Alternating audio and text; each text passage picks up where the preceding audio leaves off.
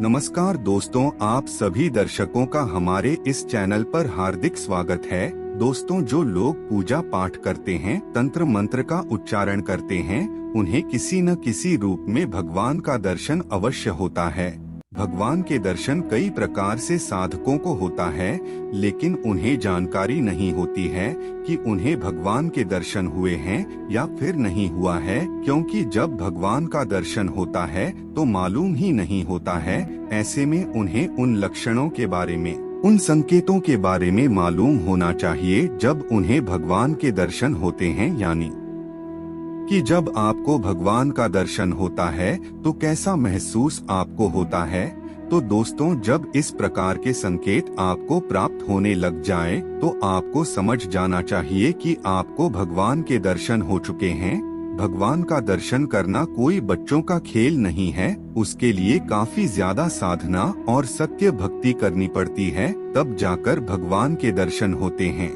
जब आपके कर्म सही होते हैं तब भगवान आपको साक्षात दर्शन देते हैं। इसी के साथ ही अगर भगवान की मर्जी होती है, यानी कि कई बार ऐसा होता है कि जब आप कुछ कार्य करते हैं वह कार्य भगवान को पसंद आ जाता है तो भगवान आपको दर्शन दे देते हैं।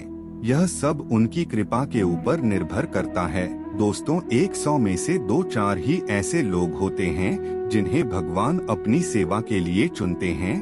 तो ऐसे में दोस्तों, आज के इस वीडियो में हम आप लोगों को कुछ ऐसे ही संकेतों के बारे में बताने जा रहे हैं जिन संकेतों के माध्यम से आप जान सकते हैं कि भगवान ने आपको दर्शन दिए हैं, यानी कि भगवान आपको दर्शन दे चुके हैं।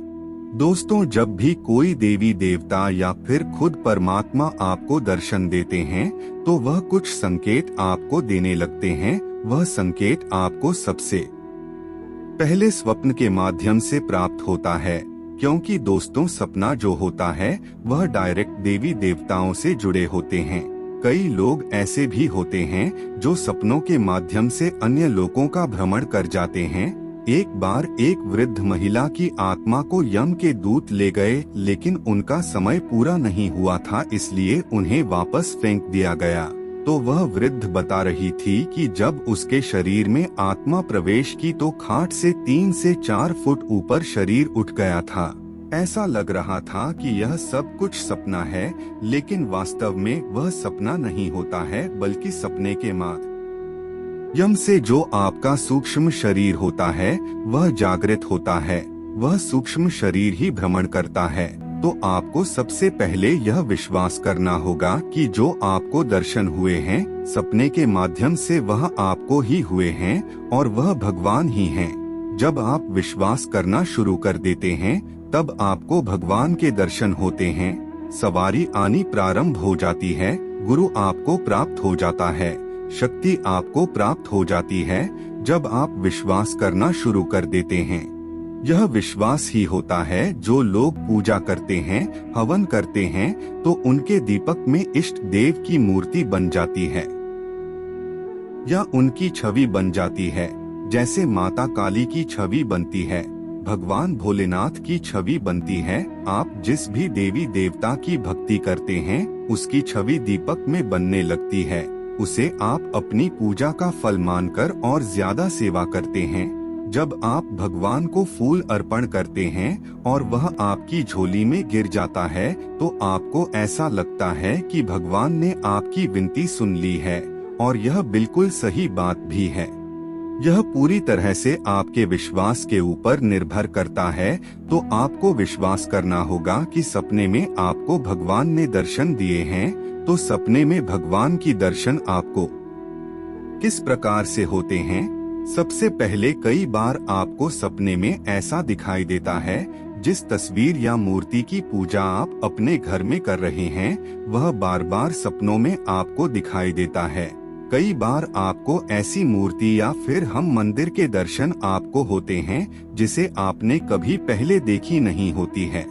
कभी आपको ऐसा लगता है कि भजन कीर्तन हो रहा हो और आपके ऊपर सवारी आ रही है, तो इस प्रकार के दर्शन भी आपको होते हैं। साथ ही कई बार ऐसा होता है कि आपके दरवाजे पर कोई संत आ रहा है और वह बिना आपसे कोई बात किए और आपके बारे में बता रहा है। यह संकेत बताता है कि आपको भगवान के दर्शन हो गए हैं, क्योंकि ऐसे जो दुर्लभ संत होते हैं हर किसी के घर नहीं जाते, हर किसी को उनके दर्शन नहीं होते। कभी ऐसा नहीं होता कि भगवान आपको अपने वास्तविक रूप में दर्शन देते हैं, बहुत ही कम ऐसा होता है, लेकिन कहीं ना कहीं किसी न किसी रूप में आपको जरूर दर्शन देते हैं, जिससे आप यह जरूर जान सकते हैं कि भगवान ने आपको दर्शन दे दिए हैं। साथ ही दोस्तों, इस बात का ध्यान आपको रखना चाहिए कि जब भगवान के दर्शन होते हैं तो उनका सौम्य रूप दिखाई देता है, ना कि क्रोधित रूप। जो व्यक्ति आपके घर आएगा वह भी बहुत ही सौम्य होगा, उसकी बोलने की कला बहुत ही बढ़िया होगी और उसकी वाणी से मधुर भाषा निकलेगी। कभी भी क्रोध युक्त व्यक्ति आपसे बात करता है तो यह संकेत नहीं होता, इसे आपको समझना चाहिए। जब संत रूप में भगवान आते हैं तो वह बहुत ही मधुर भाषा का इस्तेमाल करते हैं।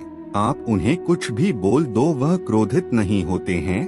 जो कुछ भी आप देंगे वह ले लेंगे। तो दोस्तों, कुछ इस प्रकार से होता है जब आपको भगवान दर्शन देते हैं।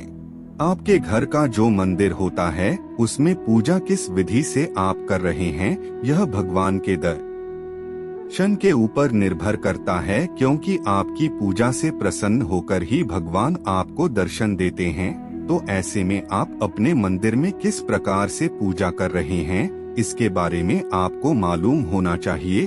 दीपक अवश्य जलाएं, धूप बत्ती भी जलाएं, साथ ही प्रसाद के रूप में गुड़ और बताशे रख सकते हैं। एक जल का लोटा भी अवश्य रखें। भगवान के सामने रखा हुआ जल अमृत के समान कार्य करता है। अगर आप उसे अपने घर के चारों कोनों में छिड़कते हैं तो इससे नकारात्मक ऊर्जा दूर होती है। अगले दिन उस लोटे के जल को भगवान सूर्य को अर्पित करें। यह क्रिया निरंतर चलती रहेगी। इस प्रकार से आपको जल के लोटे को रखना है।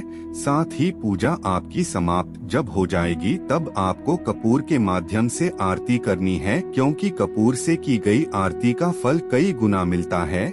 जो लोग कपूर से आरती करते हैं कि भगवान बहुत जल्दी प्रसन्न होते हैं। ऐसा करने से घर में सकारात्मक ऊर्जा का माहौल बनने लगता है, नकारात्मक ऊर्जा नष्ट हो जाती है। आरती करने के पश्चात भगवान से आपको क्षमा याचना करनी है, जिससे वह आपके ऊपर अपनी कृपा दृष्टि बरकरार रखें। तो दोस्तों, हमें उम्मीद है जानकारी आपको पसंद आई होगी। अगर चैनल पर पहली बार आए हैं तो चैनल को सब्सक्राइब कीजिए, वीडियो को ज्यादा से ज्यादा शेयर करें, जिससे अन्य लोगों को भी इसकी जानकारी हो सके। धन्यवाद।